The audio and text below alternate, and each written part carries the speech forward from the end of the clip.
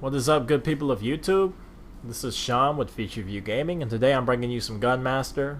I'm not going to be talking about Gunmaster though. Unfortunately, this is during the period where I didn't know my audio was completely screwed on my recording to where it wasn't recording my audio. So you'll hear a couple of I want to touch its outbursts, but you don't get to hear me rage. Which I didn't rage much this game anyway. So, on to the subject of today's video. We're going to talk about pros and cons of Battlefield 3 and things that could possibly make or break Battlefield 4.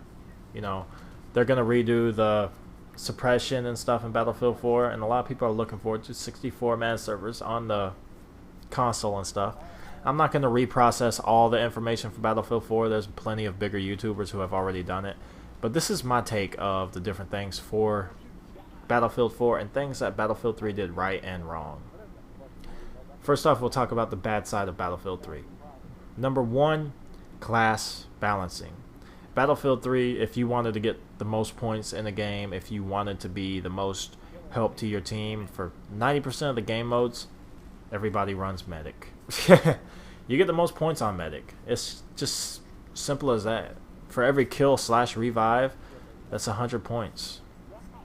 So, you know, if you get kills and revives in rapid succession, you just got a lot more points than other classes are capable of getting in that short amount of time.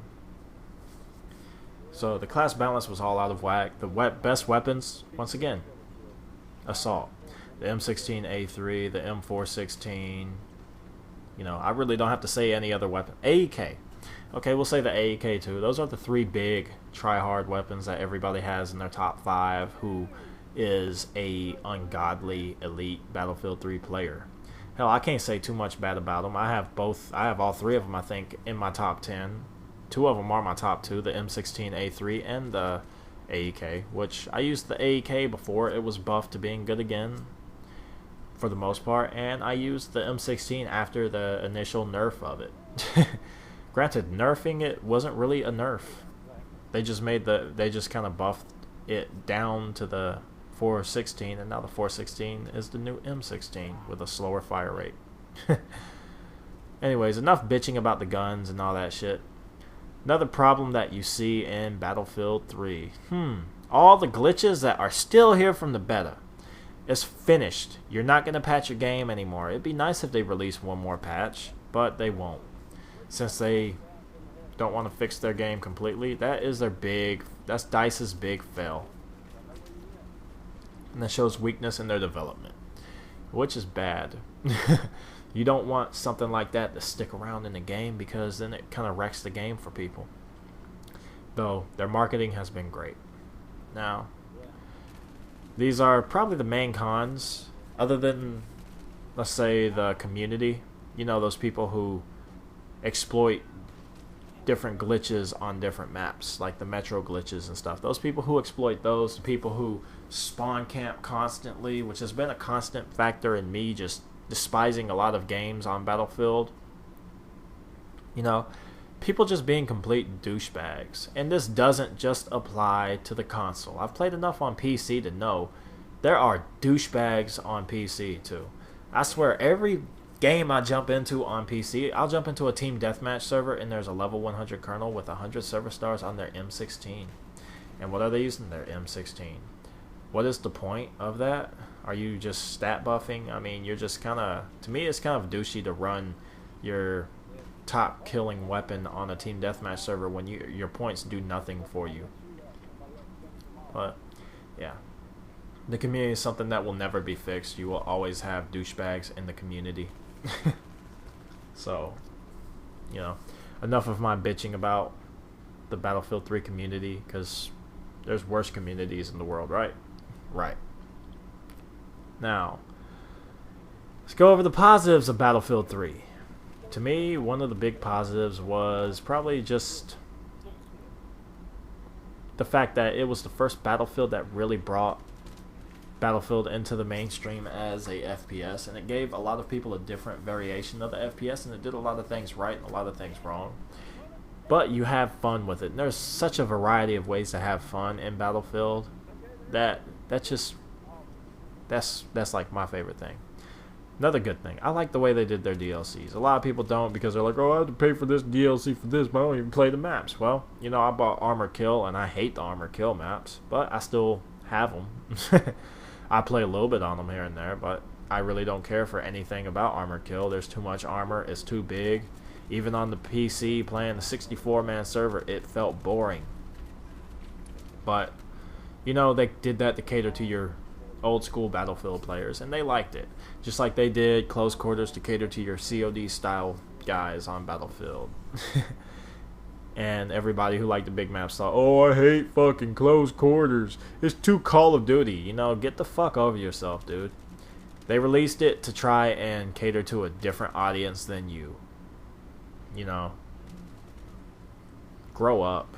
If you don't like the maps, you don't have to fucking play them. To me, the weapons out of the Close Quarters pack were worth it. I mean, they're not that hard to get, and they're all, pretty much every single one of them is really effective for some reason or another. Now, other than that, adding in Capture the Flag, being the first one in Battlefield to do it, I think people said, they did a really bang-up job with it other than the spawn camping. So, I mean, you know, I give DICE credit. Battlefield 3 has been a great game overall with its little quirks and stuff, which every game has quirks and reasons people to hate it. So, yeah. And hopefully they learned a lot from Battlefield 3 to make Battlefield 4 even more successful. Granted, I can't say yes they have because, well, you know, there's no guarantee that they've actually learned anything from their mistakes or their successes. But I believe DICE developers do listen to some of their community. And they're trying to do a lot to fix a lot of things. Let's go about Battlefield 4. We know 64-man servers are confirmed for the console, and that is beautiful. Alright, there's a pro. Levolution. That could either make or break the game, in my opinion. You know, Shanghai, everybody's going to go straight to try and take down the building, and it's just going to be a big clusterfuck. Then when the building's down, people are going to leave because they want to go to another server and take down the building. You know, that could make or break the game. I don't know all the information that's out on it, so I'm not going to go into speculation mode on stuff, other than stuff that I've heard. Like the new revive system. You know, I think that's a great idea if it's true what I heard from Westy, where they were talking about, oh, well, not charging the defibs gives the person 50% health. Charging them fully gives 100% health. Now, if it gives you 50 points for a partial and 100 points for a full, then there's a pretty decent balance. What I think they could do to balance the medic class, giving it a medic pack still, okay, that's fine, you know. I like the med pack, but the way they did your natural innate health regen, if they had used it like the same way with the med pack, okay, so your med pack gives you health no matter what. If they had made it to where the med pack wouldn't give you health if you were suppressed, I think that would have been a good idea. Like if you were suppressed, it stopped your med pack too. That would make people think twice and play more tactically. I like the fact that they're doing the 5-man squads, because that was the biggest gripe I would have had with Battlefield 3 as far as the social side of it is. I end up with 7, 8, 9 people I know playing at one time, and I can't talk to half of them unless they're in team chat, and if they are, they're probably going to be on the other team, which is fine with me. I like killing my friends, but, you know, yeah. So, to me, that's a pro. And hopefully, I would say DICE listening to their community is awesome, but hopefully they don't listen too hard to where they don't put their innovations really into effect. And that could be bad. If you listen to too many people who gripe about this gun and take it out, you know, you'll lose the people who like the gun. Stuff like that. So, you know, I'm not going to go into too much of the gun balancing. Hopefully, patches will come a little bit easier with the consoles being a little bit closer to current computer specifications on the newer consoles. I think that would be great, and that would really make the game better. If you could patch your game a little bit better, DICE, we would love you. If you would fix your glitches, that would be perfect. Anyways, tell me what you guys think. Do you think Battlefield 3 is going to flop? And why do you think it's going to flop? Do you think it's going to be a success? And why do you think it'll be a success? What do you think are the innovations that are being added in that are really going to make the game great? And what are your gripes about Battlefield 3? Leave the comments and stuff and let me know what you guys think. Anyways, hopefully you guys enjoyed this video and enjoyed this nice round of Gunmaster. I'll have plenty more Gunmaster rounds probably coming up where I talk about more random shit. Anyways, you guys take it easy. Have a good one, YouTube. Oh, it doesn't matter if somebody fucking finishes the guy off between my next shot. Ain't nothing I can